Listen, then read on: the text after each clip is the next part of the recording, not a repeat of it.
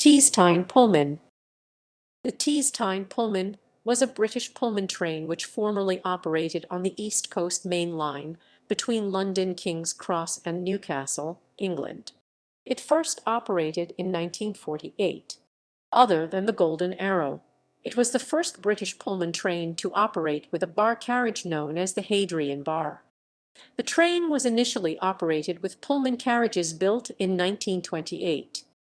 These were replaced in late 1960 and early 1961 by new carriages built by Metro-Cammell based on the British Rail Mark I design.